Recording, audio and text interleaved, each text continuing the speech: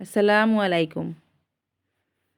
আজ আমি পুরাতন একটা শাড়ি দিয়ে ফ্রক কাটিং করব। আমি ফলস কাপড় এবং শাড়িটা নিয়ে নিলাম। সামনের পাট পিছনের পাট একসাথে করে কাটিং করে নিলাম।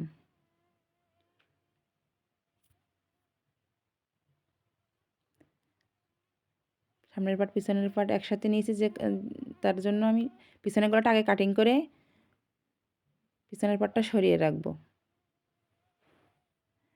এবার সামনের পাটের গলাটা কাটিং করে নেব।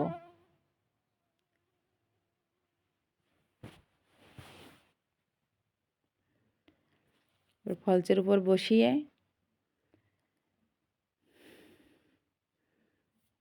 ফলস কাপড়টাও কাটিং করে নেব।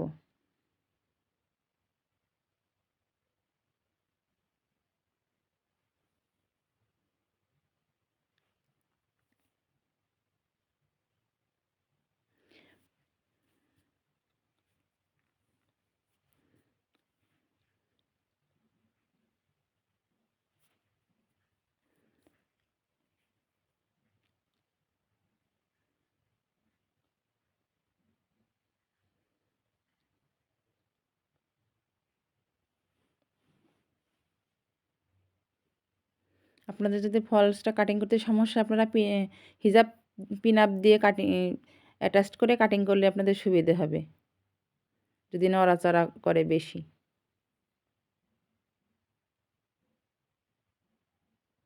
আমার সামনের পাট পিছনের পাট কাটিং করা কমপ্লিট।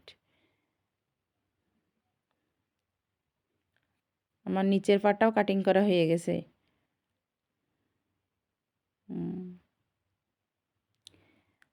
আমার মেশিনের ভাঙড়ি মেশিনটা আর আপনাদের নিয়ে যাচ্ছি না। এখন আমি কমপ্লিট ড্রেসটা দেখাবো আপনাদের।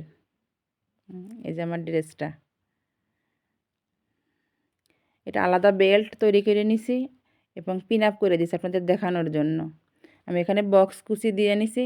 এখন এই বক্স কুচিটা খুব চলে, বেশি ফোরাকে এখন বক্স কুচি দেয়, সুন্দর লাগে বক্স কুচিগুলো।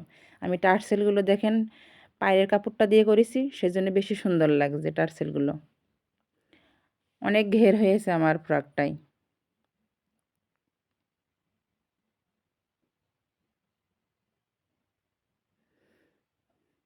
আমি সামনে একটু গোল গলা বড় করে দিছি, পিছনের গলাটা একটু ওঠা গলা দিছি।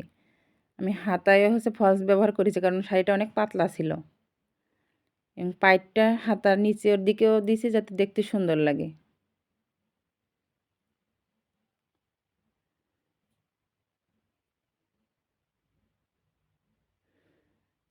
শাড়ির কালারটা অনেক সুন্দর। ক্যামেরার কারণে আমার ক্যামেরাটা অত সুন্দর না, তো সেজন্য কালারটা কীরকম একটা মনে হচ্ছে, কিন্তু শাড়িটার কালারটা অনেকই সুন্দর।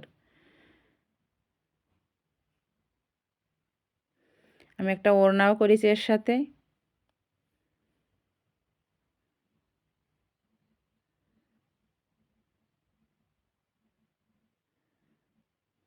ওড়নাটার আমি দুই পাশে পাড়ে রেখেছি।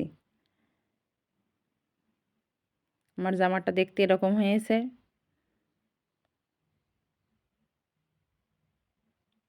পাশে যদি এভাবে ওড়না নিয়ে পরা যায় জামাটা খুবই সুন্দর লাগবে।